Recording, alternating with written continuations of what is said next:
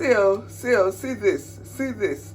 This is tripe and gizzard stew. Yes, you heard right. If you're not a fan of offal, you're missing out, guys. But yeah, all I can say is if you want to see how I made this, you just wait there and I'll see you.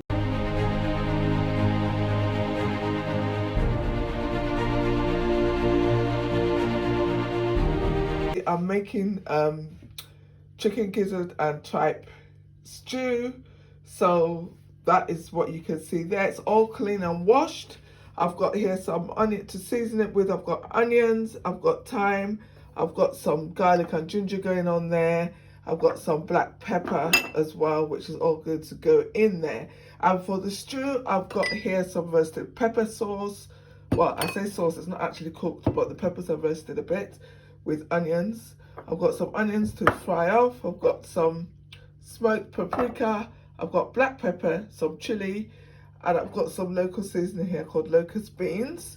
That's optional. I just fancied a little bit of a local taste today. So yeah, and today, because I've taken so long to begin cooking, I am going to be using my friend here. My trusted old pressure cooker has come out to play. So yeah, let's get started, guys. Okay guys, so here we go. My trusted friend is here. We're going to put some heat underneath there. And I am going to go in. This has been draining. So I'm going to go in there with all my meats. I'm going to go in first. So, there you go. So let's just get rid of that. So these are the onions, guys. No, this is about 1 or 2 large ones. But the onions I have, as you can see, are really little. So I've got about 6 of those going on there. But I would say this is about 1 large onion or 1.5. And I only roughly chop them because I'm going to strain it for the stock afterwards. So I'm just going to dump all my seasoning in now. I've got here some thyme, I've got garlic and ginger, and I have got here some black pepper. And I am actually going to put a stock cube in there, but I forgot to get it out. So, and what I'm going to do is just let that come up and cook in its own juices, and then I will add some water and bring it to pressure. I'm so excited. I love my pressure cooker. It doesn't come out often, but when it does, I'm like, oh, my friend. I use it to cook beans as well. Do you guys use a pressure cooker?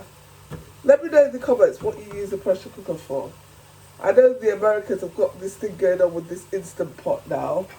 That's a pressure cooker. It's a digitalized pressure cooker, but this is it's a traditional one. So yeah, let's go. So let's get cracking. Let's give this a stir around. Yeah, I talk a lot at the beginning of my videos. I'm sure you've noticed that. I am a very talkative person. So yeah. So yeah, the garlic cloves is what I didn't bother chopping them up. I just want the flavours, not so much, I don't know how to explain it, but yeah, so that's how I do it. So there's quite a bit of garlic in there, to be honest. Right, I need something to put this on. Let's use this.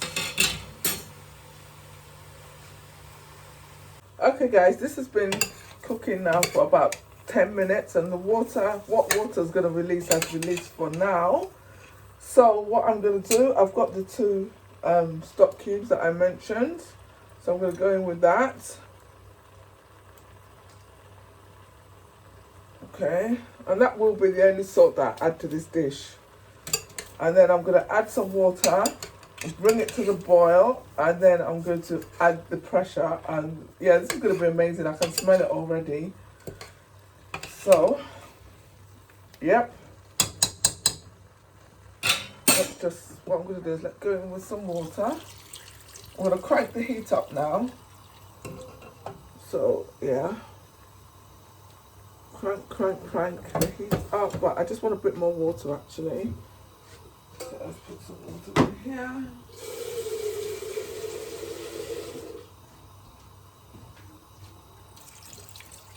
Right, so when that's boiling, then I'm going to put the lid on. Alright.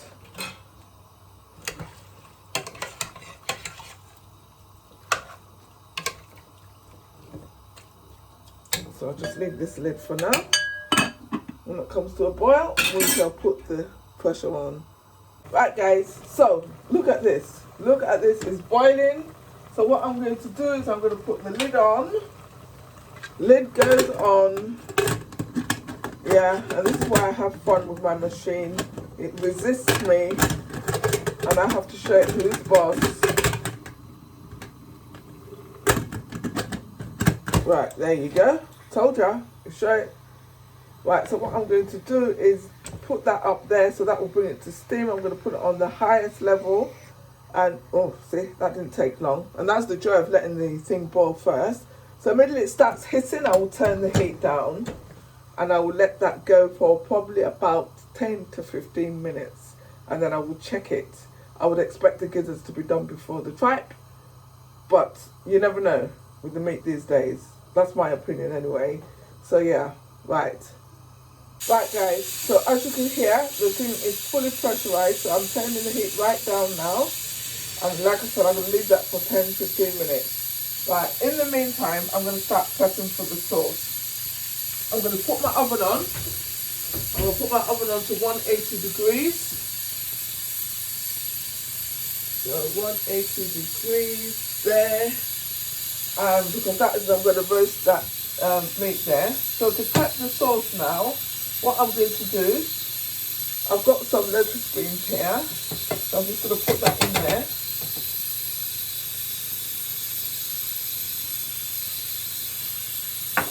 And then I've got my sauce here, so I'm just going to take some of it. Right, I need a teaspoon, or a tablespoon rather. So I'm just going to go in with a couple of tablespoons of that. Basically, it's just really to blitz the locust beans, and I'm just going to go in with a little bit of onion there, okay? And I'm going to just make that into a smooth paste. A lot of people, when you see them use these locust beans, not many people I've noticed on YouTube tend to blitz them, but, well, we just prefer it blitzed here because we don't like the feel of it in our mouth. So we tend to blitz it.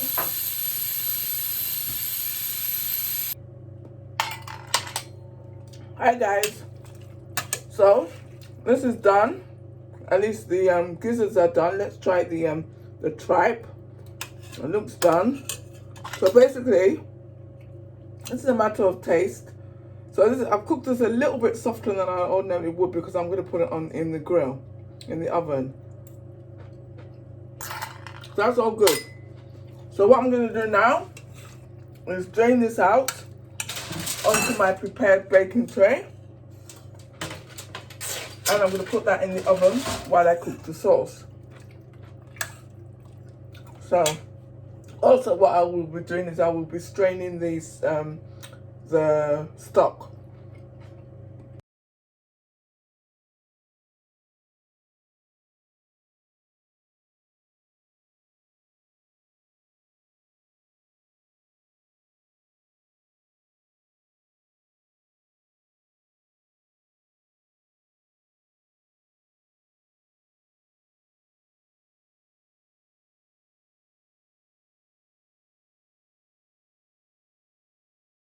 Okay, right, so that's it. We have drained the stock and we have separated the meat.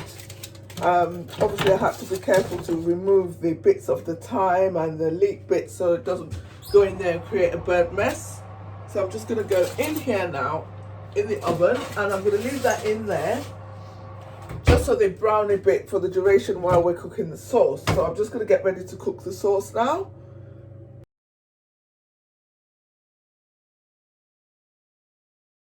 Right, okay, so let's get cracking, So we need heat. Okay, so what I'm going to do now is I'm going to go in with 3 tablespoons full of oil. Now, obviously, I always say, oh, I don't cook with a lot of oil, so 3 tablespoons full might seem like a lot. However, it's a lot of meat, and we're going to eat that between the two of us at least 6 times. So 3 times for myself, 3 times for himself. So that's not a lot of oil in the grand scheme of things. Obviously you can leave the oil out, but you just get a different type of stew when you do that. Alright, okay, so that's probably about 2.5 gone in there, to be honest. I don't really measure my food as much anymore, but I do try not to eyeball it all too much, because eventually what happens is, oh yeah, just a bit more, oh no, just, and then before you know it. So yeah, so anyway, that's my rationale. So what I'm going to do now is come in with these onions, the sliced onions. And as in typical Miss Nikki Day fashion, I never really wait for it to get hot, but never mind, it will start sizzling when it's ready. So just let that go there. I'm just going to put the kettle on, because I like to have some hot water. I might not need any actually, I might just use all of the stock, but I'll see how I feel.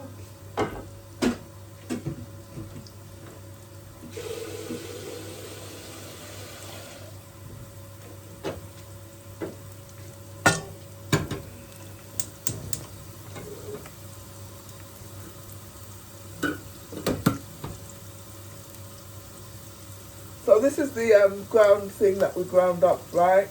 Okay, so that's in here. That is actually quite raw. But this, like I said, this is not actually fully cooked either, so it doesn't really matter. So we'll just let that go there, like that.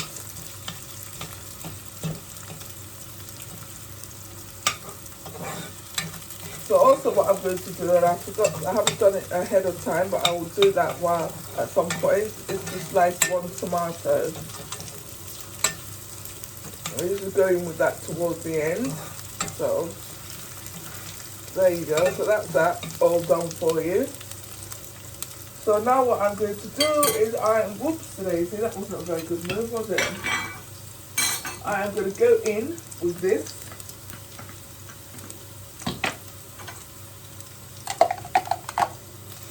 We'll just add that. I'd like to say it smells amazing, but it doesn't. Locust beans has the most awful smell, but it does have an amazing taste. So when they say, oh well, you know, it smells how it tastes, so it tastes how it smells, that is not strictly true. There's something about this seasoning that just makes the food taste so much nicer. Going there with that, oh my days. Now it is smelling nice. So while that is cooking down, I'm going to come out here, turn the heat down, and I'm going to go in with this sauce.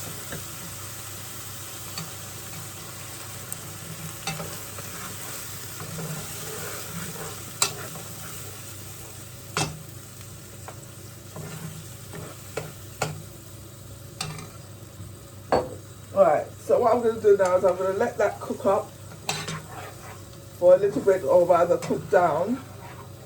So I'm going to leave that on a low heat, well, a medium heat actually, and I'm going to leave that uncovered. So I'm just going to cover it partially, because otherwise it just spits everywhere, and yeah, and I've just helped it along by shaking my spoon erratically.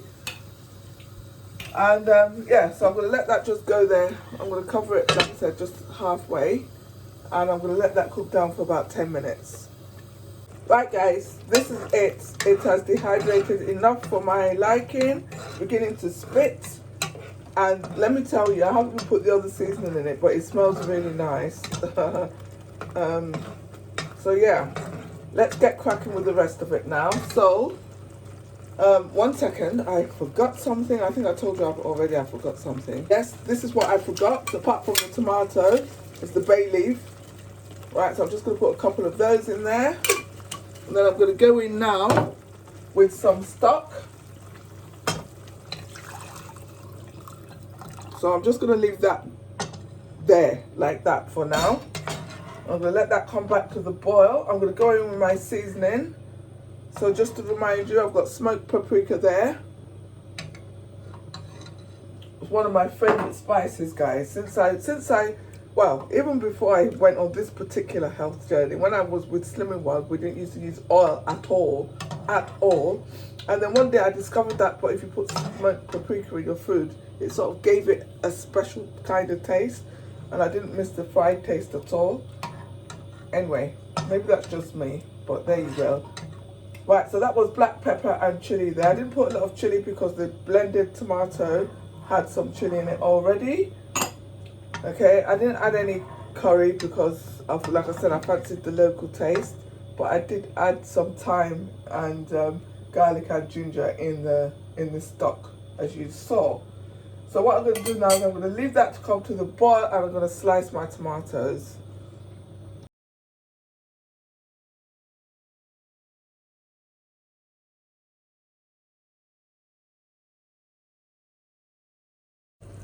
Right guys, so that is done. To be honest, I just tasted it. It tastes absolutely freaking awesome. I would have to say so myself. So we're just going to get our meat out of the oven. Right, there you go. So this is our meat. So like I said, the intention wasn't for it to be like toasty. I just wanted it to be a little bit browner than it would be if it was just boiled. So there you go. So we're going to go in there with that.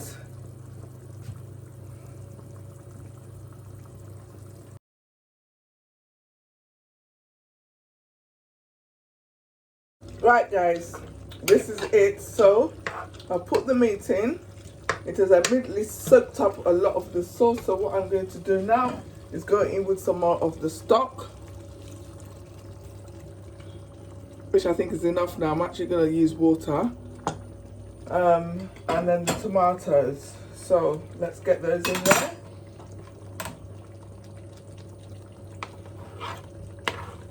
That's a bit like a garnish. And I'm going to go in with some water. And what I'm going to do is I'm going to let that all come to the boil. Oh my days. This is so nice, guys. And it will be done. I'm just going to let that boil for a few minutes.